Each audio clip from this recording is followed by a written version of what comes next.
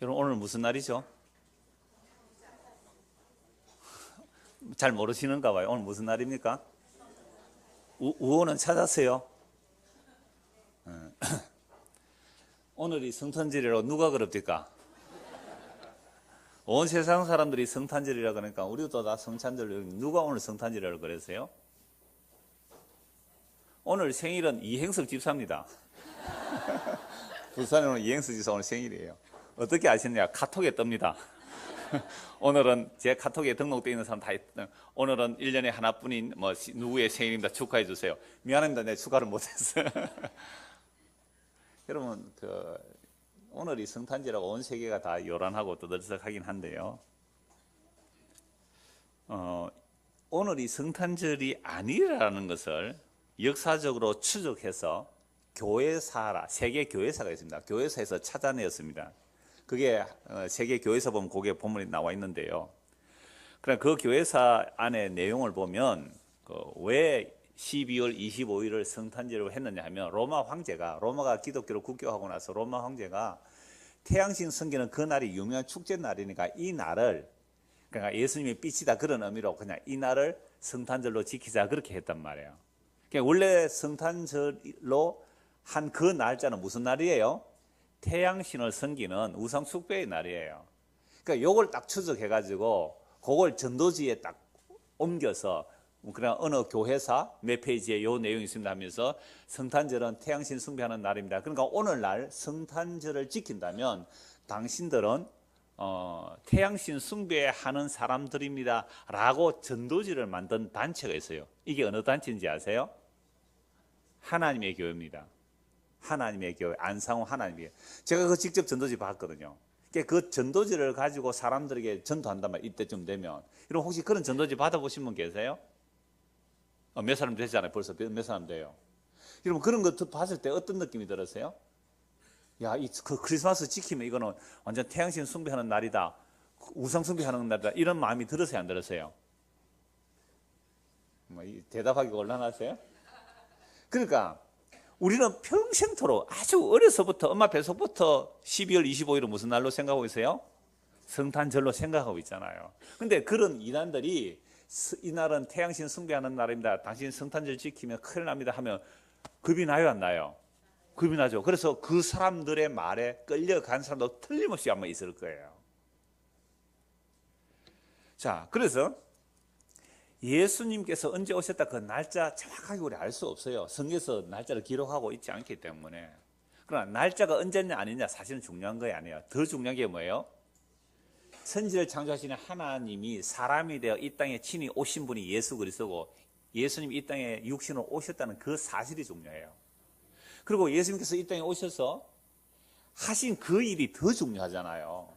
그래서 언제 오셨느냐, 날과 달과 절기 지키는 것보다 더 중요한 것이 예수님이 왜 오셨느냐, 그리고 오셔서 무엇을 하셨느냐, 그게 중요해요. 그냥 오늘날은 크리스마스가 상업화되어 버리고 교회들마다 종교적 축제가 되어버린 그런 성탄절이 아닙니다. 성탄절의 참된 의미는 성도가 모일 때마다, 그리고 우리가 성도가 이렇게 모여서 예배하고 찬송한다고 할 때마다, 구역 예배로 모이던 성도가 모일 때마다 항상 성탄의 내용은요 계속 선포되어야 하는 게 마땅합니다. 단지 1년에 한 번 성탄절, 그 다음에 고난주간 또는 부활절 이거 지키는 게 의미가 있는 게 아니에요. 그 날과 달과 절기를 지키는 것은 그림자들이에요. 그러니까 우리는 매 성도가 모일 때마다, 그러니까 오늘 모였을 때마다, 오늘 우리가 예배로 모였다 할지라도 여기에서 예수가 왜 오셔야 되며, 그리고 오셔서 무슨 일을 하셨으며, 그리고 성도에게는 어떤 일이 일어날 것이며, 장차 예수님께서 이 역사를 어떻게 마감하실지 그 내용을 한꺼번에 다 늘 이야기되어야 되고 선포되어야 하는 겁니다. 그래서 예수님이 왜 오셨느냐, 그게 구약 성경에 나와요. 이 두꺼운 성경책이 구약 성경 전체를 한마디로 줄이면 오실 그리스도에 대한 예언들입니다. 그리스도가 오실 것이다. 그리스도가 오시면 이런 일을 이루실 것이다. 그리스도가 오셔서 이렇게 세상을 끝내실 것이다. 그게 구약 성경 전체예요. 그리고 예수님께서 드디어 2000년 전에 이 역사 속에 오셨어요. 예수님께서 이 땅에 오시기 전에 이미 그리스도의 영이 임한 구약의 선지자들이 그리스도가 오실 것을 예언했단 말이죠. 그래서 2000년 예수님이 이 땅에 친히 오셨어요. 오셔서 공적 사역은 3년 하셨습니다. 3년 동안 구약에 약속된 그 모든 약속들을 다 선포하시고 말씀하시고 친히 이루어내셨어요. 그래서 이 땅에 사람으로 태어나셨고 고난을 받으시고 그리고 십자가에 죽으시고 부활하셨어요. 그리고 부활하시고 그 성령을 부어주시니까 이제 사도들이 구약 성경을 통하여 구약은 오실 그리스도를 증거하구나. 그 신약은 오신 그리스도와 다시 오실 그리스도를 증거하고 있는 내용입니다. 이게 오늘 우리 주일학교 설교 시간에도 아이들에게 이 말씀을 전했습니다만은, 그래서 우리가 예배로 모일 때마다 1년에 절기를 지키는 게 의미가 아니고 정말로 예수님의 이 땅에 오심, 그리고 고난받으심, 부활하심, 재림에 대한 말씀은 계속 선포되어야 할 내용이에요. 그래서 오늘 우리가 읽은 말씀, 성탄절과 아무 관계도 없는 것 같은 이 말씀이 성탄과 그리고 예수님께서 이 땅에 오셔서 하실 그 일들과 어떻게 이 말씀을 이루실 것과 그리고 장차 어떻게 하나님께서 자기의 성전을 만드실 것과 그리스도의 재림을 다 말씀하고 있는 본문이에요. 자, 오늘 다시 본문 21장 18절부터 한번 보시죠. 이른 아침에 성으로 들어오실 때에 시장하신지라 길가에서 한 무화과 나무를 보시고 그리로 가사 잎사귀밖에 아무것도 찾지 못하시고 나무에게 이르시되 이제부터 영원토록 내가 열매를 맺지 못하리라 하시니 무화과 나무가 곧 마른지라. 제자들 보고 이상히 여겨 이르되 무화과 나무가 어찌하여 곧 말라나이까. 예수께서 대답에 이르시되 내가 진실로 너에게 이르노니 만일 너희가 믿음이 있고 의심하지 아니하면 이 무화과 나무에게 된 이런 일만 할 뿐 아니라 이 산들어 들려 바다에 던져지라 하여도 될 것이요 너희가 기도할 때에 무엇이든지 믿고 구하는 것은 다 받으리라 하시니라. 간단히 한 두 가지 말씀인데요, 우리가 이 말씀을 피상적으로 읽게 되면 이런 겁니다. 딱 오늘 설교하기 좋은 본문이죠. 오늘 딱 설교하기 좋은 본문이에요. 왜요? 1년 동안 무슨 열매 맺었습니까? 전도는 몇 명 하셨습니까? 주일은 몇 분 빠졌습니까? 헌금은 얼마나 했습니까? 딱 요 설교하기 딱 좋은 본문이잖아요. 그죠? 열매 맺지 못하면 어떻게 해요? 저주받는다. 열매가 없으면 말라버린다. 이 얘기를 하기 딱 좋은 본문이에요. 야, 정말 여러분들이 목사람 이 본문 읽었으면 이렇게 설교 안 하겠어요? 1년 동안 열매 뭐 맺었습니까? 집사님 뭐 맺었어요? 딱 이러잖아요. 그럼 팍 얼죠. 그러면 이제 그때 머리에 또 계산기는 돌아갑니다. 그래도요, 내 주일 한 번도 안 빠졌는데요. 내가 열심히는 못해도 뭐 전도 한 명 정도는 했는데요. 이게 계산이 막 돌아간단 말이에요. 그래서 성경에 과연 이 말씀 하려고 이걸 기록했을까요? 무화과 나무가 열매가 하나도 없어서 말라 죽어버렸대요. 얼마든지 이걸 가지고 보세요. 열매 없으면 저주받습니다. 여러분, 올해는 우리가 열매를 맺지 못했지만 주여 한 해만 더 참아주십시오. 그러면 땅을 파고 거름을 줘서 내년에는 열매를 많이 맺겠습니다. 주의 용서서 딱 좋은 오늘 12월 25일 마지막 주에 참 좋은 본문이에요. 이거 제가 선택한 거예요. 차례도 가다 보니 그렇게 되는 거 얼마나 좋아요. 이건 주님께서 주신. 그래서 여러분들 새해는 뭐예요? 열매를 맺읍시다. 아멘. 할렐루야. 끝. 은혜 받았습니까? 안 받았습니까? 그러면 결단도 할 것이고, 그죠? 새해 뭐 봉사 안 하겠다고 빠진 사람들 찔려가지고 목사님 다시 봉사하겠습니다 할 거고. 그래서 열심히 하면 얼마나 좋겠어요. 그렇게 격려하거나 그렇게 하라고 이 말씀 있는 게 아니죠. 그렇게 되면 뭐가 사라져버립니까? 그렇죠. 예수 그리스도께서 왜 오셨으며 무슨 일을 이루셨고 무슨 일을 하실지가 다 빠져버려요. 그러면 종교단체, 그냥 열심히 해봅시다라는 그것만 남는 그런 단체가 될지 그 안에는 예수 그리스도의 생명이 담길 수 없는 자리가 되어버리는 거죠. 그래서 이게 평행구조를 봐야 됩니다. 이 마태복음, 마가, 누가, 요한, 사복음서인데 참 좋은 건데요. 마가복음 11장을 한번 다시 찾아봅시다. 마가복음 11장. 마태복음은 좀 압축해서 말씀하고 있고 마가복음은 이걸 날짜를 나누어서 말씀하는데요. 그걸 비교를 해보면 오늘 말씀에 좀 힌트를 얻을 수가 있습니다. 마가복음 11장 12절. 이튿날 그들이 베다니에서 나왔을 때 예수께서 시장하신지라. 그럼 마태복음에서는요, 예수님께서 예루살렘 성으로 들어가실 때 나귀 새끼 타고 들어가셨습니다. 이것도 말씀을 이루시어 가셨는데 가시면서 사람들은 환호했는데 예수님 왜 어떻게 하고 예루살렘 성으로 들어가셨어요? 우시면서. 그러니까 오늘날 사람들이 크리스마스로 막 뛰놀고 막 크리스마스하고 막 산타크로스하고 막 뛰노는데 예수님께서 그걸 보시면서 뭐 하실 거예요? 우시죠. 그러니까 예루살렘 성 사람들이 환호하는데 예수님 울면서 들어가셨어요. 왜 울면서 들어가셨습니까? 예루살렘 성이 평화에 가는 소식을 몰랐거든요. 그래서 예루살렘이 무너질 것을 심판받을 걸 예수님이 아시기 때문에 예루살렘 들어가셨습니다. 그래서 울며 들어가셨어요. 그리고 예루살렘 성전에 들어가서 가장 먼저 하신 일이 뭡니까? 성전에서 장사하는 사람을 내쫓으시고 요한복음에 보면 이 성전을 헐라 내가 3년 만에 일으키겠다고 성전을 뒤집어 엎으신 거예요. 그들은 목숨 걸고 성전 예배를 지켰습니다. 제사를 드렸습니다. 그랬지만 그 성전을 무너뜨려 버리는 시위, 데몬스트레이션, 예수님이 시위하죠. 이 성전 무너질 것이라고. 그래서 상을 뒤집어 엎어버립니다. 앞으로 이 성전이 돌 위에 돌 하나 남지 않고 다 무너질 것을 이미 보여주신 사건이 되는 거예요. 근데 마태복음 이게 같은 날 기록되는데 이 마가복음은 좀 더 세밀하게 다음 날 이루어진 일로 기록해요. 그래서 성전 청결을 말씀하신 것은 그 다음 날로 이제 마가복음 기록하는데 좀 더 상세하게 나와 있어서 마가복음 다시 보십시오. 12절. 이튿날 그들이 베다니에 나왔을 때 예수께서 시정하신지라 멀리서 잎사귀 있는 한 무화과 나무를 보시고 혹 그 나무에 무엇이 있을까 하여 가셨더니 가서 보신즉 잎사귀 외에 아무것도 없더라. 이는 무화과의 때가 아닙니다. 마태복음은 무화과의 때가 아니라는 말은 없지만 마가복음은 무화과의 때가 아니라. 그럼 예수께서 잘못한 거 아니에요? 무화과 나무가 있는데 열매 없는 줄 알고 가셔서 보시고 열매 없다고 무화과 나무를 저주해서 말라 죽어버리면 여러분 예수님 잘못한 거 아니에요? 맞지요? 아니, 무화과 때가 돼가지고 무화과가 열매를 줄줄 주렁주렁 맺힐 때 돼가서 열매가 없으면 그 무화과 나무는 저주받아도 마땅하지만 무화과 때가 아니라 그랬잖아요. 이걸 가지고 예수님이 잘못했다고 할 수 있겠어요? 근데 어떤 사람은 또 이렇게 말하기도 해요. 무화과 잎이 무성한 것은 이미 여름이잖아요. 그러면 여러분 열매가 희한하게 빨리 맺는 열매들이 있어요. 무화과 철은 아니지만 이런 열매, 밤도 올밤이 있어요. 감도 올감이 있고요. 올밤 아세요? 네, 미리 맺는 거 있어요. 다른 데는 한참 한 달 전에 열매 맺는 것도 있어요. 가끔 그런 열매가 있을까 해서 갔더니 아니나다가 열매가 하나도 없다. 이 말씀으로 보시면 일단 되겠어요. 그리고 14절. 예수께서 나무에게 말씀해 이르시되 이제부터 영원토록 사람이 네게서 열매를 따먹지 못하리라 하시니 제자들이 이를 듣더라. 그러고 나서 이제 16절에서 18절까지는 우리가 지난주에 본 말씀대로 성전을 강도의 소굴로 만들었다고 성전을 뒤집어 둘러 엎으시고 그리고 나가셨다가 이제 다시 성 안으로 들어오시는 내용입니다. 19절. 그리고 날이 저물매 그들이 성 밖으로 나가더라. 20절.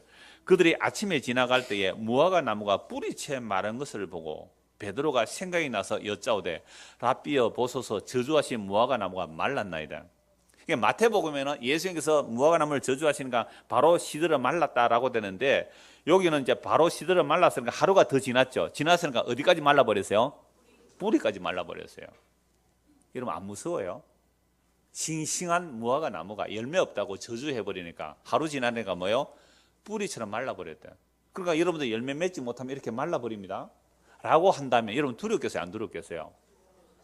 열매 좀 맺으세요. 열매 좀 맺으라고 하면 이 말씀 가지고 두려워서 벌벌 떨면서 열매 맺으려고 애를 쓸 거예요. 뿌리까지 말라버렸다니까요. 그러니까 우리가 지금 예수 믿어서 50년, 60년 되면서 도대체 무슨 열매 맺었습니까? 야, 이건 오늘 큰 소리 얼마든지 칠 수 있는 부분인데 도대체 이러면 무슨 열매를 맺었습니까? 라고 하면 찔린단 말이야. 찔리고 회개가 일어나 하나님 잘못했습니다. 하나님께서는 우리를 사랑해서 십자가에서 자기 몸을 죽기까지 우리에게 내어주셨는데 우리가 하나님께 열매 맺어 드린 것은 없습니다. 잘못했습니다. 이제 12월 달로 마무리시키고 이제는 새해부터는 내가 열매를 맺도록 애써서 힘써 노력하겠습니다. 결단과 결심을 촉구하고 그리고 예배 마칠 때 좀 음악 깔고 그 다음에 찬양팀 나와서 결단과 결심을 하는 그런 찬송을 부르면서 이제부터는 주님께 열매 맺는 삶을 살겠습니다 하고 결단하고 결심하고 나가는데 작심 3일도 안 돼요. 이게 우리의 연약함이에요. 우리 인간의 악함이에요. 그러니까 이걸 예수께서 모르시고 이런 말씀을 기록해 놨을까요? 대부분 이렇게 설교를 들었어요. 저도 어려서부터. 얼마나 힘들은지 몰라요. 연말만 되면. 원래도 열매를 내가 맺지 못했는데 이건 찍혀서 불에 던져서야 마땅한 나무잖아요. 땅만 버리잖아요. 땅만. 제가 청년회 때에 우리 집사람도 같은 청년회였습니다만 그때 청년회 어떤 한 형제하고 이야기하면 이랬어요. 여러분 선산은 무슨 나무가 지켜요? 선산은 못난 나무가 지킨다. 그러니까 저 시골 교회 이런 데서는요 좀 크면 다 나가버리잖아요. 그래서 교회도 마찬가지예요. 남은 자는 사실 못난 자들이 남은 자거든요. 못난 자만 있다. 창원에도 마찬가지예요. 똑똑하고 잘나면 다 서울 가버리더라고요. 서울 안 가면 어디로 가고요? 외국 가버리고. 그래서 못난 나무만 지킨다 이랬더니 친구가 하나 말이 땅만 버린다. 나는 못난 나무라서 위안 삼고 좀 남아있다고 생각했는데 땅만 버려. 그 말도 일리가 있구나. 땅만 버리는 열매 없는 나무 뭐 하겠어요? 찍어서 불에 던져버려야죠. 나무 뿌리까지 말라버렸단 말이야. 무시무시한 말씀이잖아요. 이 말씀 듣고 안 찔리면 그 사람 양심에 과일 맞은 사람 아닙니까? 정말 무서운 말씀이에요. 우리가 열매가 없다면 뿌리까지 말라버리고 불에 던져진다는 말씀을 하면서 열매 맺으라고 강조를 하더란 말이에요. 정말 저도 어려서부터 그렇게 많이 들어왔습니다. 그런데 과연 그 말이 그 말씀일까요? 자, 20절 다시 보시죠. 그들이 아침에 지나갈 때 무화과 나무가 뿌리째 마른 것을 보고 베드로가 생각나서 여짜오되 라비여 보소서 저주하신 무화과 나무가 말랐나이다. 예수께서 그들이 대답하여 이르시되 하나님을 믿으라. 이 사건을 가지고 지금 예수님 어디로 몰고 가세요? 하나님을 믿어라. 그 다음에 보세요. 내가 진실로 너희에게 이르노니 누구든지 이 산들어 들리어 바다에 던져지라 하며 그 말하는 것이 이루어질 줄 믿고 마음에 의심하지 않으면 그대로 되리라. 그러므로 내가 너희에게 말하노니 무엇이든지 기도하고 구하는 것은 받은 줄로 믿어라. 그리하면 너희에게 그대로 되리라. 스스로 기도할 때에 아무에게나 혐의가 있거든 용서하라. 그리하여야 하늘에 계신 너희 아버지께서 너희 허물을 사하여 주시리라 하시니라. 없음 밑에 각주가 있죠. 만일 내가 용서하지 아니하시면 하늘에 계신 너희 아버지도 너희 허물을 사하지 아니하시리라. 아니 무화과 나무 말라 죽은 사건으로 무엇으로 연결시키고 있어요? 믿으라. 믿음과 또 하나 뭐로 연결되고 있어요? 믿고 구하면 의심하지 않으면 그대로 되리라. 이걸 가지고 또 기도 만능주의로 흘러가죠. 믿고 구하고 의심하지 않으면 그대로 이루어지리라. 많이 들어봤습니까? 많이 안 들어봤습니까? 많이 들어봤죠. 그래서 믿고 구하고 의심하지 않아서 이루어진 거 있으면 이거 한 간증해 보세요. 손 들고. 있습니까? 내가 간증 시간 드릴게요. 한 3분 정도. 믿고 구하고 의심하지 않았더니 그대로 이루어진다. 내용 빼버리고. 내가 무엇을 믿고 구하면 의심하지만 그대로 이루어진다고 했어요. 이 산들어 바다에 빠뜨려지라 하면 이 산이 휙 날아가서 어디요? 바다가 빠진대요. 여러분 저 밀양 가다 보면 수산 지나면 거기가 공단을 하나 만들고 있어요. 밀양 그 수산다리 지나면 왼쪽에 공단을 만들고 있는데 그 공단이 저 어디 부산 저 어디 근처에 있었던 뭐 주물공단인가 그게 글로 간대요. 그러면서 산을 깎는 지금 몇 년째 산을 깎고 있거든요. 그럼 몇 년 동안 산 깎는 비용 얼마 들었을까요? 우리 건축하시는 집사님도 계신데 산 하나 깎았는데 얼마 겁니까? 토목공사 홍지서 하나 얼마 걸려요? 산 크다는 거 하나 깎아내는데 한 뭐 수천억 안 들겠어요. 그런데요 우리 교인들이 거기 가서 이렇게 말하는 거죠. 이거 얼마 듭니까? 이게 한 5천억 듭니다. 그러면 우리한테 50억만 주세요. 5천억 들 거를 50억에 해결해 주겠대요. 산 깎는 거를. 여러분 그러면 계약할까요? 안 할까요? 여러분 제가 이 말씀드리면 여러분 눈이 초롱초롱해집니다. 지금 우리는 이렇게 하면 굉장히 쉽게 이해를 해요. 그러면 가서 기도합시다. 자 목사부터 앞장서서 이러면 다 산둘러 서서 손잡고 땅 옮기기 기도합니다. 자 기도합시다.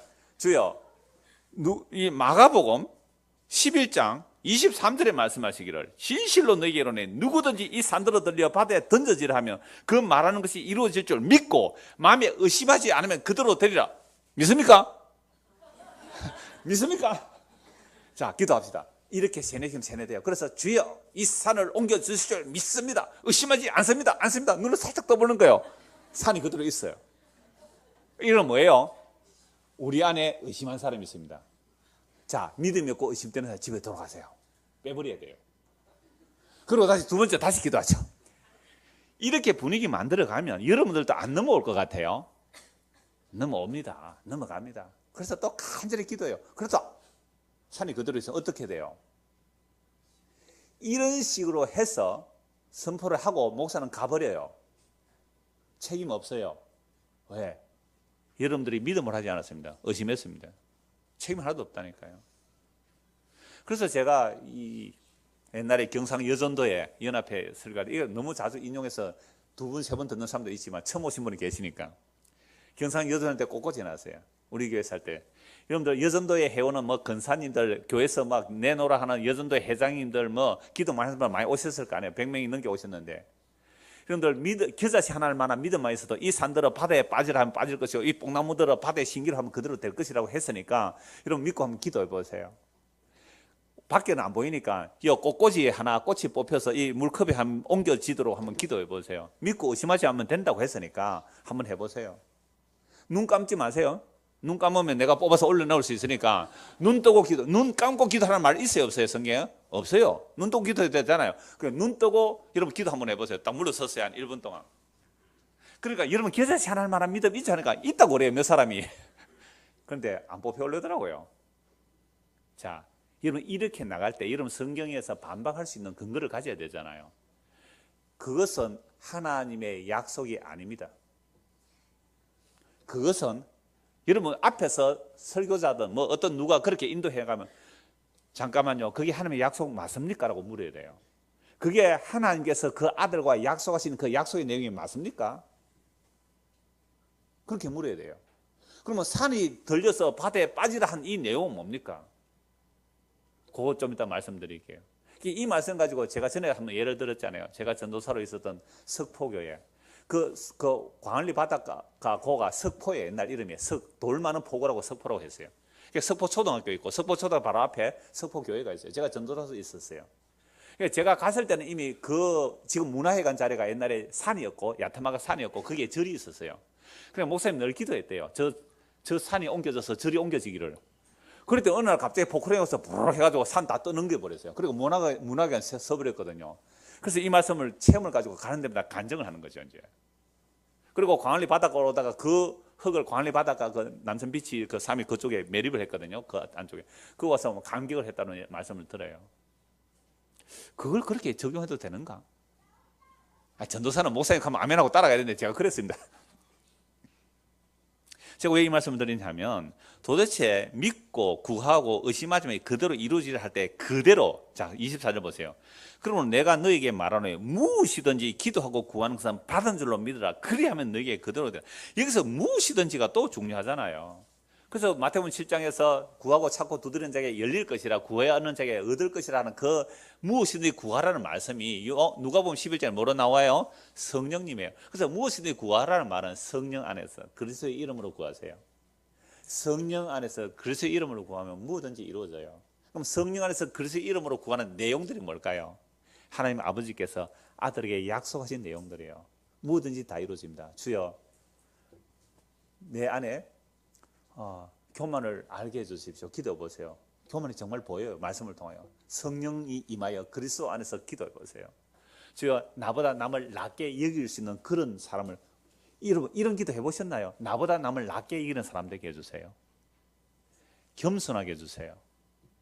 내 눈을 낮춰 주십시오. 돈을 사랑하지 않게 해주십시오. 보암직하고 먹음직하고 세상이 자랑이 될 것에 마음을 빼앗기지 않게 해주십시오.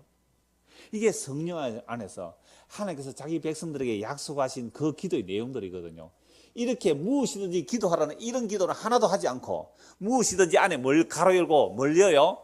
내가 원하는 보암직하고 먹음직하고 세상이 자랑이 될 만한 것들을 구하고 있다는 말이에요.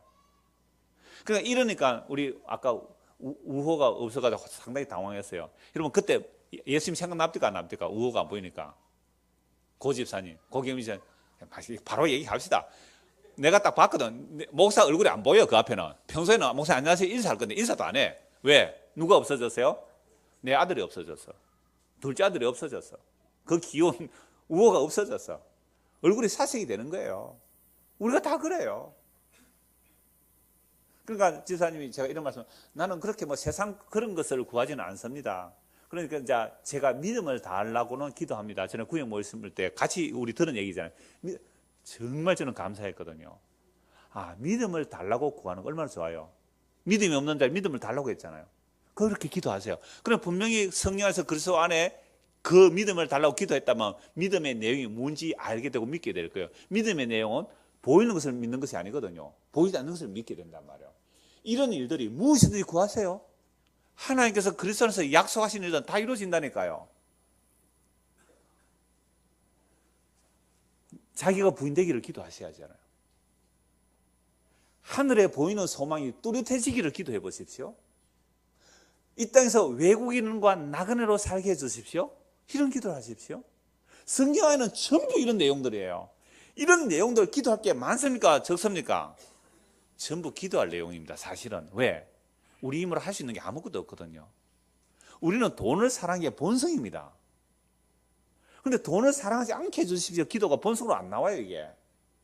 그래서 성령의 인도를 따라 그리스도 안에 약속된 그 새하늘과 새 땅을 구하는 위의 것을 찾아다가 땅의 것을 생각하지 말라. 이거 기도 한번 해보십시오. 철회를 하고 계속 그래도 땅의 것이 생각나거든 금식을 하면서 주여 땅의 것을 생각하지 말고 위의 것을 찾게 해주십시오. 시기와 질투가 없어지게 하시고 사랑과 긍휼과 자비와 용서가 나오게 해주십시오. 이게 무엇이든지 기도하라는 내용이에요. 무엇이든지. 하나님께서 예수 그리스도는 약속하신 것들을 십자가로 다 이루셨기에 그 십자가가 밝히 보여지게 해주십시오. 이런 기도를 무엇이나 하십시오.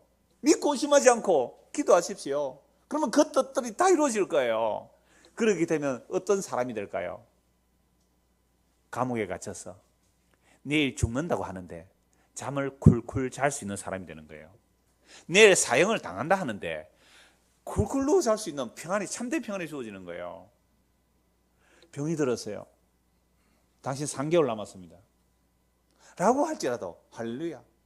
지금까지 은혜로 지내오게 하셨는데 내 3개월 동안 이제 내가 생을 정리할 수 있는 기한을 주시니 참 감사합니다. 그래서 버킷리스트 한번 만들어 보는 거죠. 그동안 내가 용서하지 못한 사람 찾아가서 용서하는 기회가 되고, 그동안 내가 사랑하지 못한 사람 찾아가 사랑하는 기회가 되고, 이게 그리스도의 몸된 성도의 모습이거든요. 얼마나 감사해요. 영원히 살 사람 있어요, 없어요? 없습니다. 다 우리가 늙고 병들고 죽어가요. 그런 역사 과정 속에서 예수 그리스도라는 진짜 생명이 우리 안에 들어왔다면 그 예수 그리스도는요 전부거든요. 전부. 예수님이 계시면 전부 있는 거예요. 그런데 우리 안에 예수님 안 계시면요 아무것도 없는 거예요. 이 세상의 모든 근세를 다 가졌다 할지라도, 이 땅의 모든 부여와 명예를 다 가졌다 할지라도 그 사람 안에 예수 그리스도라는 생명이 없으면 그 사람은 아무것도 없는 자예요. 이게 교회에서 선포될 내용 아닙니까? 그래서 기도하라, 산, 요게 뭔지 그냥 두 가지 얘기를 해야 되겠죠. 무화과 나무가 열매 없다고 왜 말라 죽는지, 하나는 산이 들려 바다에 빠지라 하는 내용이 무엇인지, 이제는 성경의 근거를 가지고 말씀을 찾아보겠습니다. 그러니까 이스라엘 백성들이 무화과로 보는 건 맞아요. 그러니까 우리가 무화과로 적용해야 돼요. 우리가 열매 없으니까 말라 죽는다 해도 막 비교는 될 수가 있어요. 자, 그러니까 이걸 구약에서 한 세 곳을 찾아보겠습니다. 호세아 9장을 한번 보십시오. 구약 성경 호세아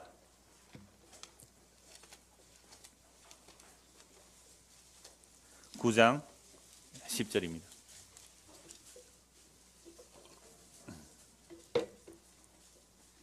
옛적에 내가 이스라엘을 만나기를 광야에서 포도를 만난 같이 하였으며 너희 조상들을 보기를 무화과 나무에서 처음 맺힌 열매를 본같이 하였거늘 그들이 바알보르게 가서 부끄러운 우상에게 몸을 들임으로 저희가 사랑하는 우상같이 가정하였도다. 호세아서는 북이스라엘 선지자예요. 북이스라엘 사마리아가 얼마나 타락했는지 그 북이스라엘을 책망하면서 하는 말씀이 이스라엘을 이렇게 말해요. 그러니까 남북으로 나눠지기 전에는 이스라엘이었잖아요. 남북으로 나눠져 북은 이스라엘, 남은 유다라 그랬어요. 그런데 하나님께서 그들의 근원을 뿌리채 책망할 때는 항상 북쪽도 이스라엘, 남쪽도 이스라엘이라 그래요. 그러니까 내가 옛적에 이스라엘을 만나기를, 그러니까 애굽에서 출애굽해서 끄집어내시고 광야로 인도하셨잖아요. 그럴 때에 광야에서 포도를, 광야에서 무슨 포도가 나오겠어요? 근데 들포도가 나올 수 있잖아요. 얼마나 목이 마른 자, 배고픈 자의 기쁜 모습이겠어요. 그 다음에 또 너희 조상들을 보기로 무화과 나무에서 처음 맺힌 열매를 본 같이, 무화과의 처음 익은 열매, 그 아름답고 탐스러운 그 무화과 나무처럼 반갑게 맞이했다는 거죠. 이게 언약의 관계를 말합니다. 하나님이 남편이 되고 이스라엘이 아내가 되는 거죠. 하나님이 아버지가 되고 이스라엘이 자녀가 되는 겁니다. 이게 애굽에서 종살이하는 그들을 어린양의 피로 구속하여 하나님의 자녀로 또는 그리스도의 하나님의 신부로 만들었어요. 그래서 출애굽시켜서 광야에서 포도를 보는 것이, 무화과 나무에서 처음 열매를 보는 것이, 그렇게 기쁨과 반감을 안아주신 거예요, 이 이스라엘 백성들을. 그래서 약속의 땅에 심어 놓았더니 하는 짓이 뭡니까? 바알이라는 풍요와 다산의 신에게 가서 부끄러운 우상에서 몸을 들이고 저희가 사랑하는 우상같이 가정하여졌더라. 우상처럼 더러워져 버린 거죠. 그래서 예수님께서 무화과 나무를 저주하신 것은 열매 없는 이스라엘을 책망하는 것으로 봐도 돼요. 그러니까 북이스라엘이 먼저 이렇게 저주받아 말라 죽는데요, 남유다도 정신 못 차리고 똑같이 열매 없는 무화과 나무에서 말라 죽는 이야기가 이미 구약의 선지서들에 다 나와 있단 말이에요. 이어지는 11절부터 보십시오. 에브라임은 북이스라엘의 대표 지파니까 북이스라엘 말할 때 에브라임이라고 말합니다. 에브라임의 영광이 새같이 날아가려니 해산하는 것이나 아이 베는 것이나 임신하는 것이 없으리라. 갑자기 나무가 뭐로 바뀌어요? 사람으로 바뀌죠. 무화과 나무고 그렇게 반갑게 말했는데 무화과 나무 이제 열매가 없으니까 뭐가 없는 거예요? 하나님의 영광이 날아가 버리죠. 에브라임의 영광이 날아가 버리죠. 해산하는 것이 없어요. 아이 베는 것이 없어요. 임신하는 것이 없어요. 요즘 아이를 잘 안 날려 키우니까 힘드니까. 근데 오늘 어떤 분이 오셨는데 애가 4명이래요. 우와, 대단한 믿음의 사람인데. 요즘 애 힘들다고 안 날라 하는데. 내가 전도 많이 하셨습니다. 아이 베는 것이나 임신하는 것이 없으리라. 혹 그들이 자식을 기를지라도 내가 그 자식을 없이하여 한 사람도 남기지 아니할 것이라. 그러니까 무화과 나무가 지금 뭐예요? 북이스라엘이죠. 우상 숭배하죠. 그래서 그 북이스라엘 뭐를 없애버린다고요? 열매가 없어지는 거야. 자녀가 없어지는 거야. 나라 망한다 이 말입니다. 하나도 남기지 않을 것이라. 내가 그들을 떠나는 때에는 그들에게 화가, 하나님께서 함께 하시다가 우상 숭배 떠나버리죠. 그럼 나라 망한다 이 말입니다. 이게 말은 무화과 나무, 이 이스라엘 북이스라엘 말하고 있죠. 내가 보건대 에브라임은 아름다운 곳에 심긴 두로와 같으나 그 자식들을 살인하는 자에게로 끌어내리로다. 여호와여 그들에게 주소서. 무엇을 주시려 하나이까? 아이 베지 못하는 태와 젖 없는 유방을 주시옵소서. 무화과 나무가 열매 없다는 얘기를 하고 북이스라엘이 열매 없는 모습을 보고 지금 호세아 선지자가 그리스도의 영으로 뭘 선포하고 있습니까? 아이 베지 못하는 태, 젖 없는 유방. 열매 없다 이 말이에요. 죽는다, 심판받는다 이 말이잖아요. 이 그리스도의 영이 임한 호세아 선지자의 예언을 예수님께서 지금 뭐하고 계세요? 예루살렘 성 앞에서 무슨 나무 보고? 무화과 나무. 그건 예루살렘을 말해요. 무화과 나무 보고 너 영원히 열매 맺지 못할 거야. 그리스도의 영이 임한 호세아 선지자가 한 말을 지금 예수님께서 예루살렘을 보고 무화과 나무 앞에 너 열매 영원히 맺지 못할 거야. 그러니까 호세아는 지금 그리스도의 영이 임하여 이미 예언해놨고 그리스도의 영이 임한 예언을 예수님께서 지금 예루살렘 앞에서 하신단 말이에요. 깜짝 놀랄 말씀이에요. 깜짝 놀랄 말씀이에요. 그들의 모든 악이 길갈에 있으므로 내가 거기에서 그들을 미워. 길갈은 옛날에 언약궤가 머물렀던 장소인데 그것을 우상숭배하고 있어요. 장소의 우상숭배예요. 그래서 길갈을 심판해버렸단 말이죠. 그들의 악이 길갈에 있으므로 종교 행위만 남았다 이 말입니다. 내가 거기에서 그들을 미워하였노라. 그들의 행위가 악함으로 내 집에서 그들을 쫓아내고 다시는 사랑하지 아니하리라. 그들의 지도자는 다 반역한 자는. 길갈에 옛날에 언약궤가 머물러서 거기서 예배 드린 적 있죠. 제사 드린 적 있죠. 그런데 길갈에서 언약궤 떠나버렸어요. 그런데 지금 어디 가서 뭐하고 있어요? 길갈에서 똑같이 제사 드리고 있단 말이에요. 그래서 어떻게 하신다고요? 길갈에서 쫓아내 버리겠다. 종교화되어 버린 것을 쫓아내버려. 이거 지금 누가 하고 계세요? 예수님께서 예루살렘 성전에 오셔서 이 말씀을 그대로 이루고 계시잖아요. 오실 메시아, 오실 그리스도가 오셔서 성전을 무너뜨려 버리고 계시는 거예요. 16절. 에브라임은 매를 맞아 그 뿌리가 말라 열매를 맺지 못하네. 비록 아이를 낳을지라도 내가 그 사랑하는 태의 열매를 죽이리라. 심판의 말씀이잖아요. 그들이 듣지 아니하므로 내 하나님이 그들을 버리시리니 그들이 여러 나라 가운데 떠도는 자가 되리라. 그래서 북이스라엘은 아수르에 멸망하여 여러 나라에 떠도는 나라가 되어버렸잖아요.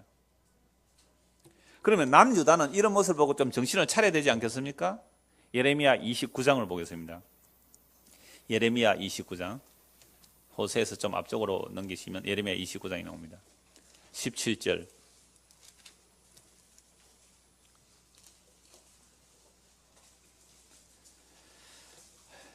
만군의 여호와께서 이와 같이 말씀하시되 보라 내가 칼과 기근과 전염병을 그들에게 보내어 그들에게 상하여 먹을 수 없는 몹쓸 무화과 같게 하겠고.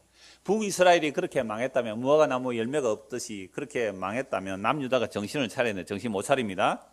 그래서 이제 남유다도 하나님께서 심판하시는데 칼과 기근과 전염병을 보내서 그들에게 상하여 먹을 수 없는 몹쓸 무화과 같게 하고. 남유다가 먹을 수 없는 몹쓸 무화과 같게 되겠다. 몹쓸 무화과가 되게 하겠다. 내가 칼과 기근과 전염병으로 그들을 뒤따르게 하며 그들을 세계 여러 나라 가운데 흩어 학대를 당하게 할 것이며 내가 그들을 쫓아낸 나라들 가운데서 저주와 경악과 조소와 수모의 대상이 되게 하리라. 여호와의 말씀이니라.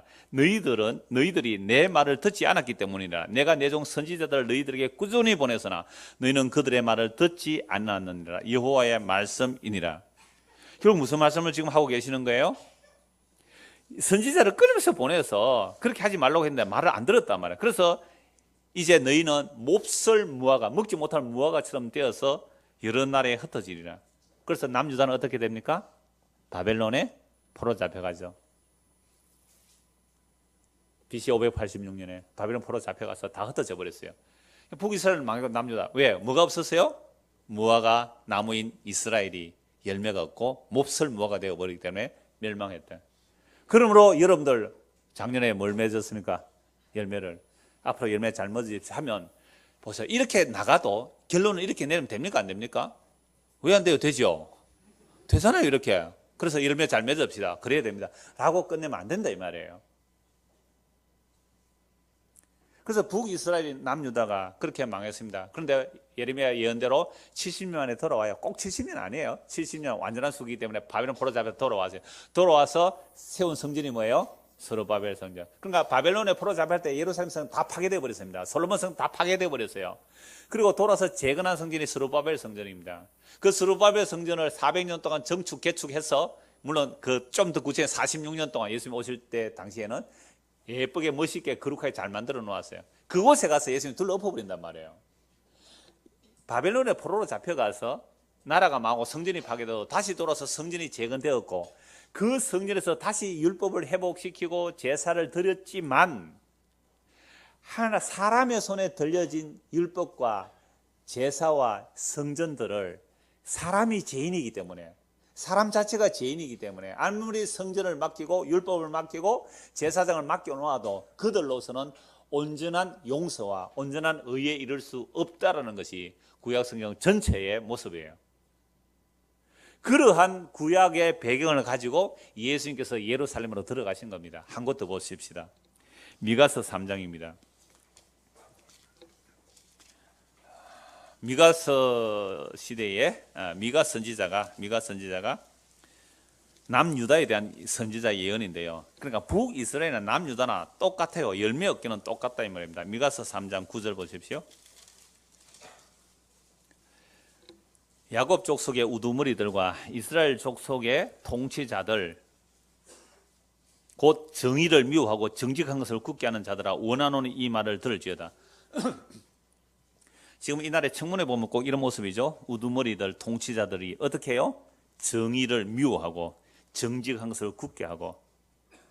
이 뭐 우리나라야 하나님의 언약의 백성들이 아니니까 뭐 그렇게 살겠죠. 그러나 이스라엘은 그러면 안 된다 이 말입니다. 이스라엘은 10절 시온을 피로 예루살렘을 제약으로 건축하는도다. 그들의 우두머리들은 뇌물을 위하여 재판하며 그들의 제사장은 삭을 위하여 교훈하며 그들의 선지자는 돈을 위하여 점을 치면서도 여호와를 의뢰하여 이르기를 여호와께서 우리 중에 계시지 아니하냐 재앙이 우리에게 임하지 아니하리라 하는도다. 여러분 우리가 이렇게 거룩한 예배당을 지었습니다. 이렇게 헌신해서 이렇게 아름다운 성전을 지었습니다. 그런데 그게 뭐로 만들어진 거예요? 피로, 제약으로. 이 땅에 있는 수백억 수천을 하는 것들이 정말 피로, 제약으로 건축되지 않았습니까? 베드로 대성당을 보십시오. 그게 피로, 제약으로 건축된 것들이에요. 이 땅의 문명, 문화유산, 유네스코 기록됐다. 와, 관광지가 되고 대단한 찬란한 문화유산이 남았다. 저는 그런 곳에 한 번씩 가서 보면요. 이 성을 만들기 위해서, 이 탑을 만들기 위해서 피를 흘린 거예요. 제약의 탑이에요. 제약의 궁궐들이에요. 우리나라에 지금 서울에 왕들이 살았던 그 궁궐들 있잖아요. 그게 어떻게 궁궐이 지어졌습니까? 백성들의 피땀임입니다. 왕권을 강화하기 위하여 궁궐을 크게 짓자고 했습니다. 대원군이 그랬어요. 왕들이 그랬단 말이에요. 그래서 그 왕궁 하나 짓는데 얼마나 엄청난 돈이 들어갑니까? 백성들의 피땀이었어요. 제약으로 건설됐단 말이에요. 그래서 이스라엘 나라에는 어떤 형상물이 만들어지면 안 되는 겁니다. 그러함에도 불구하고 끊임없이 이스라엘 백성들도 제약으로 피로 그 성읍을 건설하고 그 왕궁들을 건축해 나간 겁니다. 하나님은 텐트 안에 거하시는데 하나님은 텐트 안에 거하신단 말이에요. 그렇게 동행하시는데 시온을 피로 예루살렘 제약으로 건축해 버렸습니다. 그러니까 우두머리들은 뇌물을 위하여 재판하고. 여러분 정관예우 들어보셨나요? 법원장을 하든지 검찰총장 하든지 딱 은퇴하면요 정관예우해서 어지간한 것들도 다 통과시켜 준단 말이에요. 그러니까 한 번 변호해주면 수억 수십억 받는 거 여사로 받잖아요. 이게 뭐예요? 우두머리를 뇌물로 해서 재판하는 거 아닙니까? 이게 이스라엘에서 이렇게 일어났단 말이에요. 제사장들은 삭을 위해서 교훈하고요. 그들의 선지자들은 돈을 위해서 점을 치주고요. 그러면서도 하는 짓이 뭐예요? 우리가 여호와를 의뢰하니 우리가 멸망하지 아니하리라. 여호와께서 우리와 함께하셔서 우리는 복을 받으리라, 복을 받으리라. 이따위 짓을 하고 있는 거예요. 어디에서? 예루살렘 성전이라는 곳에서. 이게 구약시대의 모습이에요. 오늘 이 땅의 교회의 모습이에요. 별 다를 바 없잖아요.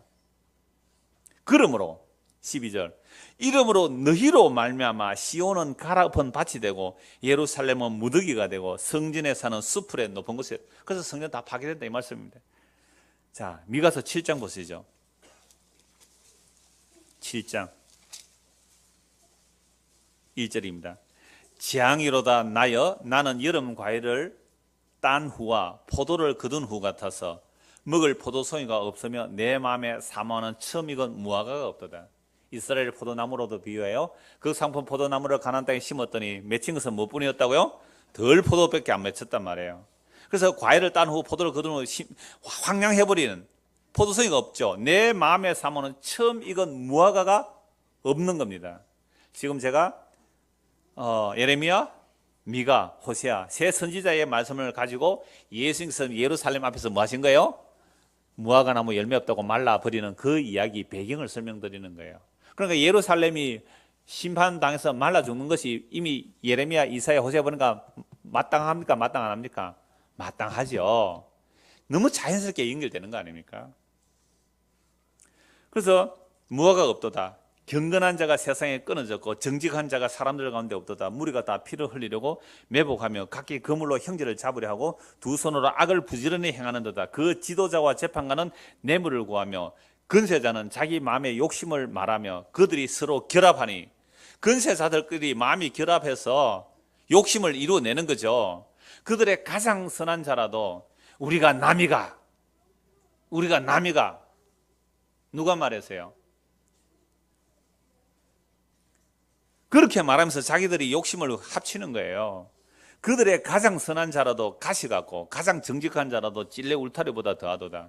그들의 파수꾼들의 날 곧 그들 가운데에 형벌의 날이 임하였으니 이제는 그들이 요란하리로다. 너희는 이웃을 믿지 말며 친구를 의지하지 말며 내 품에 누운 여인에게로도 내 입의 문을 지킬지어다. 아들이 아버지를 멸시하며 딸이 어머니를 대적하며 며느리가 시어머니를 대적하리니 사람의 원수가 곧 자기의 집안 식구 이르다. 이 말씀 누가 인용하세요? 예수님께서. 그래서 예수님이 이 땅에 오시니까 예수님을 중심으로 해처모여가 일어나는 거죠. 예수님을 중심으로 옳다는 자가, 예수님을 반대하는 자가 나오잖아요. 그런데 십자가 앞에서는 모든 사람이 다 도망가 버렸단 말이에요. 그래서 예수님께서 예루살렘에 오셔서 지금 예루살렘 성문 앞에서 예루살렘 성에 들어가시면서 그 성문 앞에 뭐가 있는 거죠? 무화과 나무가 있어요. 잎이 무성해요. 혹시 열매를 있는가 싶어 가보니 열매가 있어요? 없어요? 없어요. 여러분, 예수님께서 그 나무에 열매가 있을 줄 없을 줄, 그 나무에 열매가 없을 줄 알았을까요? 몰랐을까요? 혹시 알았어요? 아니, 예수님께서 무화과 나무가 없는 것을 알았다면 안 가셔야 되는데 왜 가셨어요? 알았다 그랬죠? 무화과 나무 열매가 없으면 안 가셔야 되는데 왜 가셨어요? 말씀을 이루시기 위하여 좋습니다. 그럼 무화과 나무 열매가 없는 줄 예수님이 알고 가셨다니까요. 알고 가셨어요. 여러분, 소돔과 고모라 성에 죄악이 가득한 거 하나님이 아셨어요? 모르셨어요? 그런데 왜 천사를 보내가 확인하죠? 아시면 바로 불 내려버리면 되는데. 여러분, 무엇이든지 믿고 구한다는 게 얼마나 무슨 말씀인지 보세요. 그러니까 소돔과 고모라 성에 죄악이 관한 거 알아요. 가서 확인하는 거예요. 확정하는 겁니다. 왜 심판받아 불바다가 되어야 될지, 불에 타 없어져야 할지를 확인하는 거예요. 예수님께서 이 땅에 오셨다는 것은 이 세상이 왜 죄악에 관영하여 심판받아야 될 것을 확정하러 이 땅에 오신 거예요. 무시무시한 성탄절이에요. 두렵고 떨리는 성탄절이에요. 정말로 죄인들이 회개하는 자들에게는 기쁜 소식이 되겠지만, 오늘 오후에 말씀 잠깐 드릴 거예요.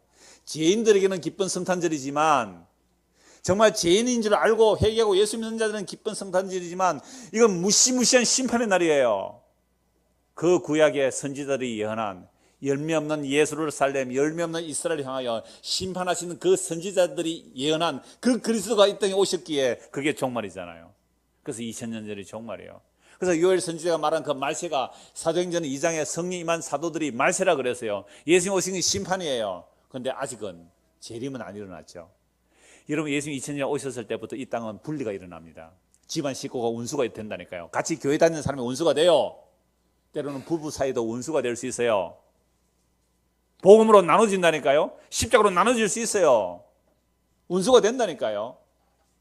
지네분들은 완전히 이단에 빠진 사람들하고 지금 지키가 있는데, 얼마든지 같이 재미있게 즐겁게 산 사람들이 원수가 될 수 있어요. 예수님을 중심으로 가족, 누가 가족인데요? 누가 가족인데요? 우리 집에는 애들이 그래요.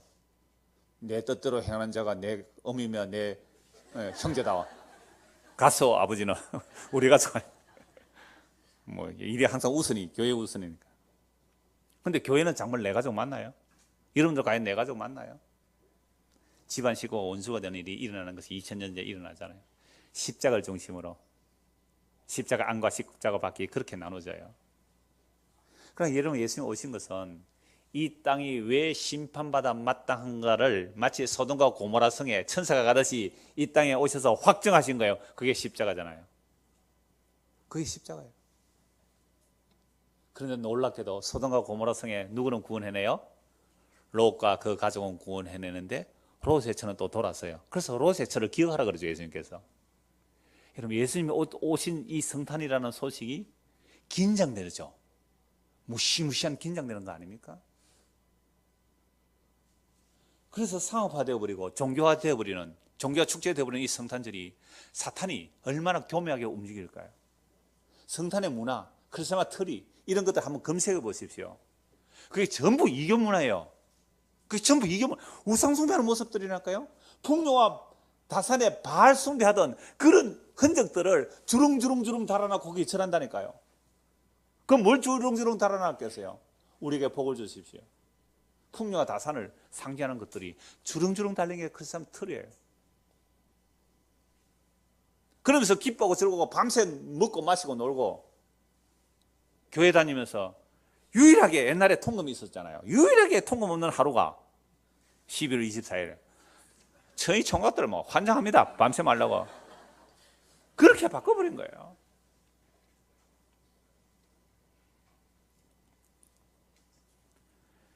그래서 예수님께서 옷 드신 이유가, 이제 오늘 다시 본문을 한번 보십시오. 이제 이 말씀들이 좀 선명해지기 시작합니다.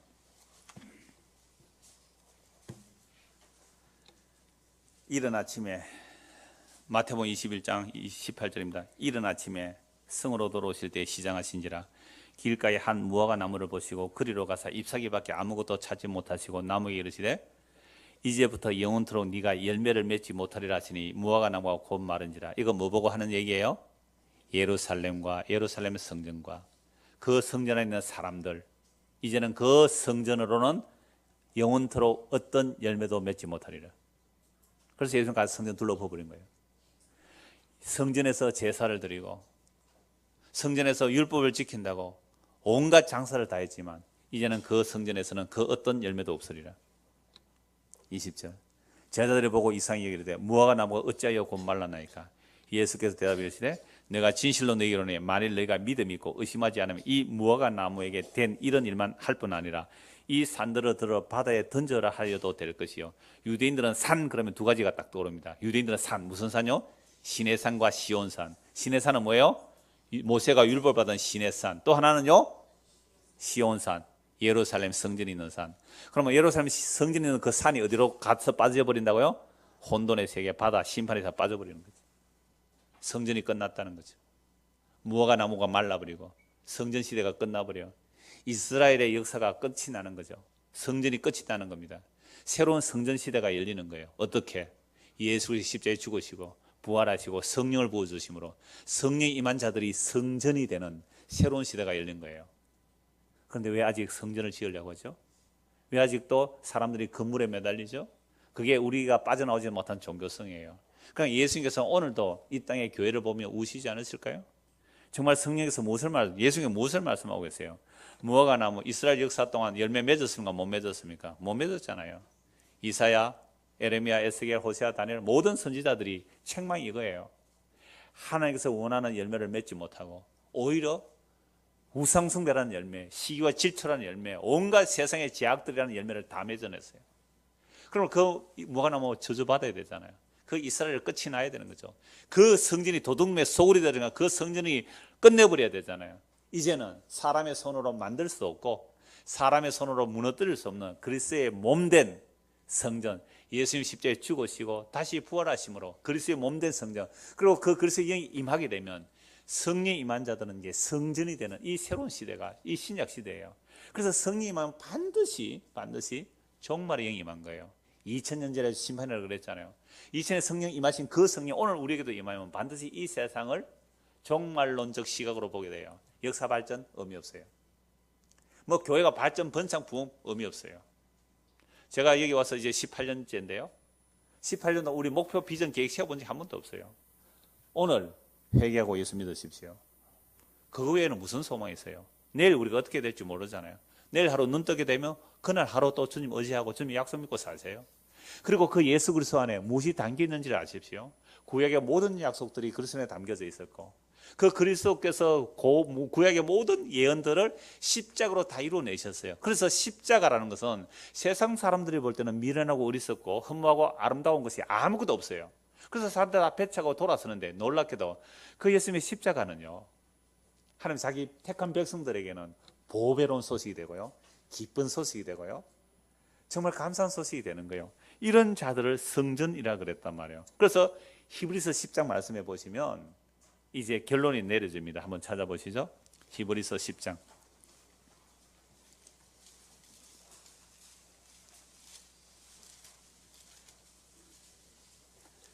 1절부터 보겠습니다.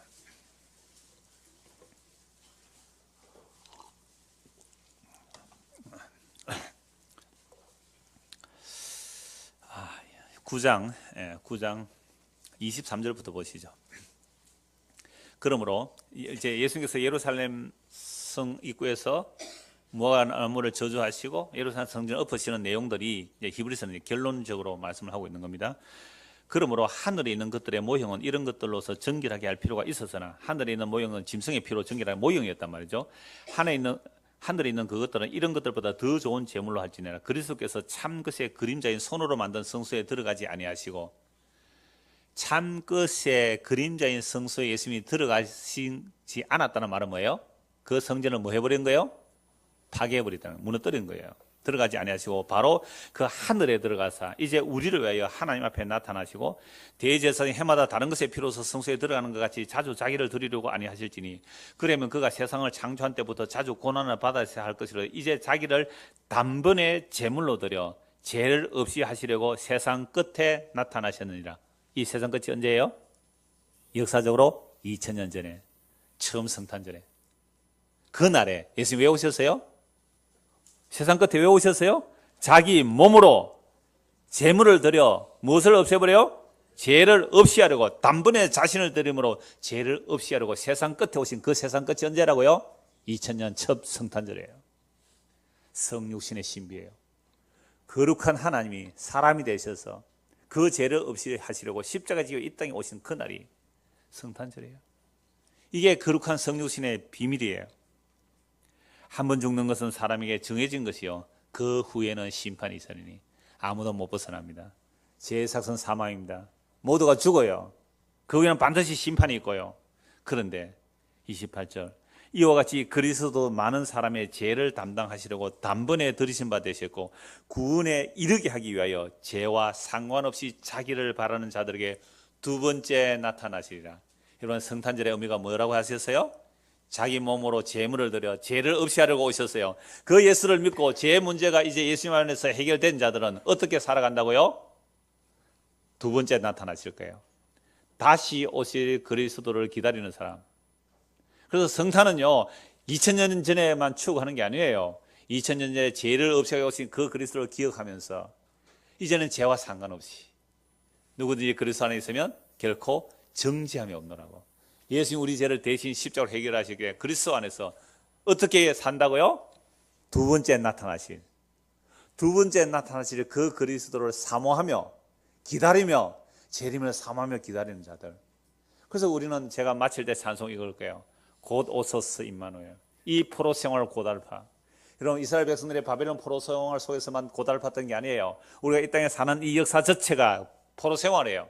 이 유배지예요, 유배지. 이 땅이라는 유배지에 산단 말이에요. 근데 우리는 소망이 있잖아요.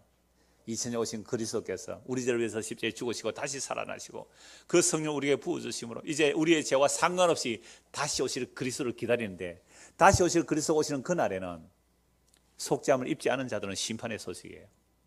속죄를 입은 자들에게는 그 영광의 주와 함께 영원한 생명 가운데, 상상 한번 해보십시오. 가난이 없습니다. 차별이 없어요. 잘생기고 못생기고 구별 없어요. 공부 잘하고 못하고 구별 없어요. 키 크고 작은 거 구별 없어요. 진짜 생명의 그 나라, 그 영원한 용서와 그 영원한 영광과 그 긍휼의 자비와 용서가 담겨지는 것, 이게 무엇이든 기도하라는 내용이에요. 그래서 성전에 항상 만민이 기도하는 집이라. 이사야 65장 찾아보았잖아요. 그날에 그 성전에서는 이사야 56장 찾아보면 무슨 내용이 일어나요? 쫓겨난 자라도 돌아오고, 쫓겨났다는 율법을 어디서 쫓겨나세요? 바벨론 포로 잡혀갔습니다. 쫓겨난 자도 돌아오고, 고자도 성전으로 나오고, 고자 성전에 못 가요. 이방인도 들어오고. 무슨 시대를 말하고 있어요? 예수 그리스도 오심으로. 예수님께서 오시 십자가에 죽으시고 부활하시고 성령을 보내심으로 이제는 율법을 못 지킨 자들도, 고자들도, 이방인들도, 이방인 우리들도 그 성전에 나갈 수 있게 되었잖아요. 그 성전이 뭐예요? 예수 그리스도의 몸으로 이루신 성전. 그래서 그 성전의 일은 뭐예요? 내 집은 만민이 기도하는 집이라. 만민이 기도해서 뭘 얻어요? 용서받는 거예요. 만민이 기도하는 집은 용서받는 곳이에요. 예, 성전 끝나버렸어요. 거기서 용서받을 길이 없어요. 그래서 히브리서 10장 1절부터 다시 보시죠. 율법은 장차 올 좋은 일의 그림자일 뿐 아니라 참 형상이 아니므로, 율법은 그림자입니다. 해마다 늘 드리는 같은 제사로 나오는 자들을 언제나 온전하게 할 수 없느니라. 그렇지 않으면 숨기는 자들이 단번에 정결하게 되어 다시 죄를 깨닫는 일이 없으리니 어찌 제사 드리는 일을 그치지 아니하였으리요. 그러나 이 제사들에는 해마다 죄를 기억하게 하는 것이 있나니 이는 황소와 염소의 피가 능히 죄를 없이 하지 못함이라.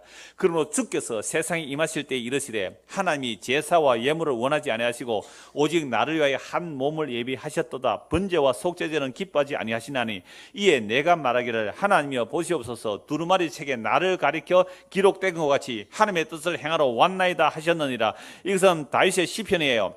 그리스도의 영이 임한 다윗이 시편 40편에 내가 왔나이다, 하나님의 말씀을 이루기 위해서, 제사도 아닙니다, 예물도 아닙니다, 성전도 아닙니다, 한 몸을 위하여 예비하신 그 한 몸을 드리기 위해서 내가 왔나이다. 누가 오셨어요?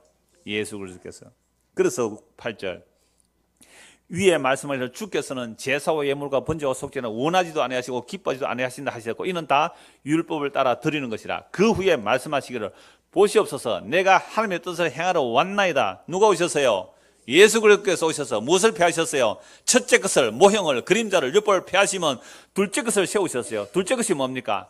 예수님의 자기 몸을 십자가에 내어주시고 죽으신 지 3일 만에 살아나신 것, 이 성전을 하려 내가 3일 만에 일으키겠노라. 둘째 것을 세우셨잖아요. 이 뜻을 따라 예수 그리스도의 몸을 단번에 들이심으로 말미암아 우리가 거룩함을 얻었노라. 용서를 받았단 말이에요. 거룩함을 얻었단 말이에요. 우리가 그리스도의 몸이 되었단 말이죠. 그러면 용서를 받아요. 그래서 누구의 죄든지 사면 그대로 사함을 받아, 그대로 두면 그대로 있을 것이라. 용서의 관계가 일어나는 거죠. 이게 성전이에요. 그래서 오늘 마지막 주, 오늘 이 시간까지 내가 아직도 그리스도의 몸으로서, 그리스도의 성전된 자로서 용서가 되지 않았다면, 내가 용서하지 못한 데 대한 탓을 하기보다는 날 위해 용서하기 위해서 진짜 성전이 되신 예수 그리스도를 깊이 생각하십시오. 내가 구약에 아까 찾아본 미가서, 호세아서, 예레미야 세 권만 찾아봐도 우리가 영적 이스라엘이라면 열매 못 맺었어요. 그래서 무화과 나무처럼 말라주고 마땅한 거예요, 우리가. 그런데 예수님께서 그 뜻을 이루기 위해서 대신 오시고 저주받아 죽어 마땅한 우리를 대신해서 십자가에 죽으셨잖아요. 그 그리스도의 용서와 긍휼이 담기는 자가 성전이거든요. 그래서 우리는 내가 열매를 맺어내는 것이 아니라 예수님께서 일하심으로 맺혀진 열매가 우리들이에요. 그럼 우리 안에 그리스도께서 일하신 그 긍휼과 자비와 용서가 우리 안에 담겨지는 자예요. 이게 성령에서 예수를 믿고 성전된 자들이란 말이에요. 이들은 이제 만민이 기도하는 집이 돼. 내가 기도하는 집이 되는 거죠. 뭘 기도해요? 주께서 십자가로 나의 죄를 용서해 주셨습니다. 이 용서를 받은 사람이라면 함께 예수를 믿는 자가 나왔을 때에 때로 내 마음, 내 성격, 기질 다를지라도 용납할 수 있는 거예요. 어떻게? 주께서 나를 용납해 주신 것처럼. 그걸 성전이라 그래요. 이게 하나님께 용서받은 그리스도의 몸된 성전이라 그래요. 이것을 맛보는 자, 이 용서를 맛보는 자, 이 용서가 일어나면 평안이 주어져요. 용서가 안 일어나면 불안하고 두려워요. 겁이 나요. 공포스러워요. 진짜 용서를 알면 진짜 샬롬이 와, 평안이 와요. 주여 감사합니다. 이제야 종을 평안히 놓아주시고, 이게 성전의 안심이에요. 성전의 안심. 이 그리스도의 몸된 성전의 이 복들이 저와 여러분에게 충만히 임하기를 소원합니다. 기도하겠습니다. 하나님 아버지, 올 한 해도 참으로 주님의 용서 안에서 살았습니다. 우리가 받을 저주를 해결하기 위해서 이 땅에 오신 예수님, 그 죄를 십자가로 해결하시고 성령을 부어주심으로 자신의 성전 만드신 주님, 앞으로도 우리는 주님의 용서 안에 살아야 합니다. 그러하듯이 우리가 주께로부터 용서받은 그 용서와 그 사랑과 긍휼이 우리의 가정에게로, 우리의 이웃에게로 퍼져나갈 수 있도록 은혜를 베풀어 주시옵소서. 그리하여 다시 오실 그 그리스도를 간절히 사모하는 성도가 되도록 또한 은혜를 베풀어 주시옵소서. 예수 그리스도를 받들어 기도드리옵나이다. 아멘.